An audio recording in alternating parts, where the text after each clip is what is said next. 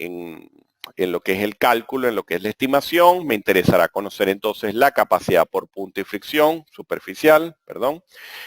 Todos los diagramas de fuerza de formación para cargas axiales, por eso vamos a trabajar con Poulos, las profundidades mínimas de empotramiento para desarrollar estas capacidades, cómo construir gráficas para diferentes casos, incluso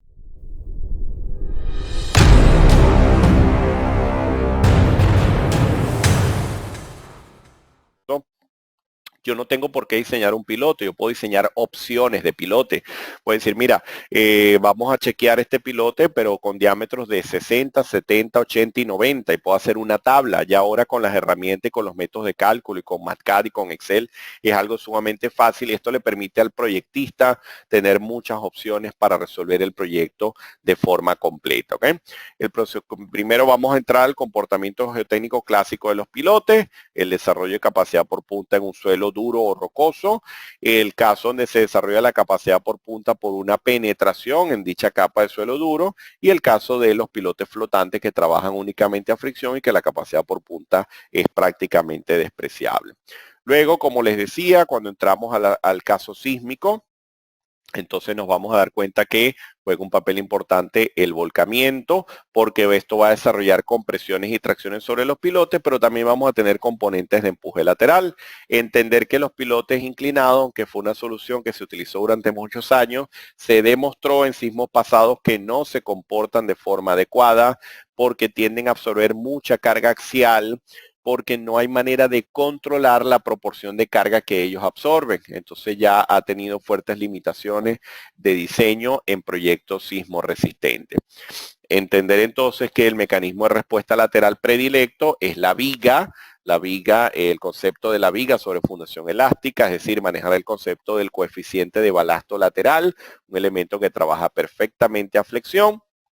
Y ya a partir de allí, entonces, cuando conectamos esos pilotes, vamos a tener un mecanismo de transferencia de carga, pero puedo tener casos de pilotes individuales donde este pilote está a cargo de absorber la carga axial, el momento flector, incluso la carga horizontal, que no está indicada en este esquema, pero hay casos donde puedo jugar con las rigideces de esto, porque bueno, ¿cuál es la definición de un nodo? De la rigidez del nodo. La rigidez del nodo se genera como la sumatoria de las rigideces de los elementos que convergen a dicho nodo.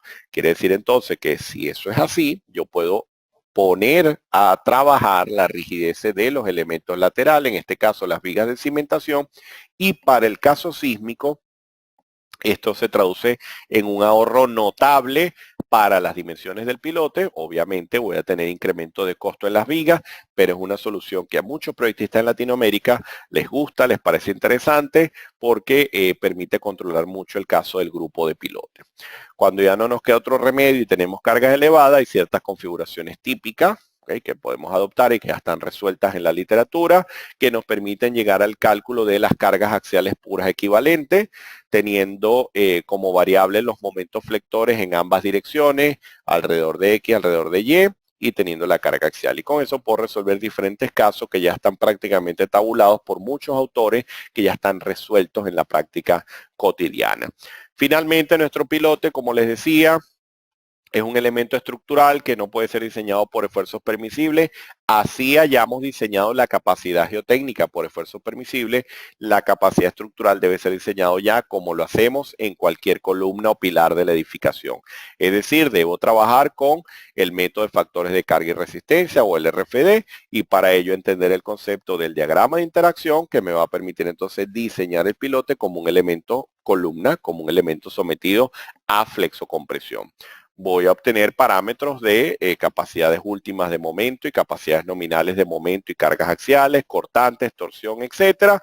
Y siempre partimos del concepto de los diagramas de interacción adimensionales, aunque ya actualmente los software nos ayudarán muchísimo para, según el armado que tengamos, el diámetro, el tipo de concreto y el tipo de acero de refuerzo, tener el diagrama de interacción exacto del elemento. Pero siempre el diagrama de interacción adimensional es una buena referencia para saber dónde estoy parado y luego con el software hacer las validaciones pertinentes. Vamos entonces en el área de pilotes a atacar un proyecto de edificación con filosofía sismo resistente, donde podamos ver el efecto de estas cargas de tracción y compresión en los bordes. Fíjense, en este caso, este núcleo central es un núcleo bastante esbelto, solo con 3 ejes resistentes, bastante delicado a nivel sísmico. Y fíjense la potencia del grupo de pilotes en toda la periferia, entender un poco cómo se abordaría entonces este caso de diseño ante acción sísmica para el caso de edificaciones. Cómo efectuar el armado, también salir de algunos mitos que hay con el pilote, que es que el armado va hasta la mitad, que el armado es un tercio. No, esto es cuando el suelo es competente, cuando el suelo no se mueve, cuando no hay acción sísmica, cuando tengo solo carga axial. Allí se tiende a jugar un poco con el armado del pilote. Pero cuando el pilote va a estar sometido en un suelo blando, o con licuación o colapsabilidad, hay acción sísmica, tengo cargas laterales, definitivamente ese pilote es una columna enterrada, tal cual. Entonces hay unos requisitos armados que son muy parecidos a los que maneja el código AC318 para el caso de columna.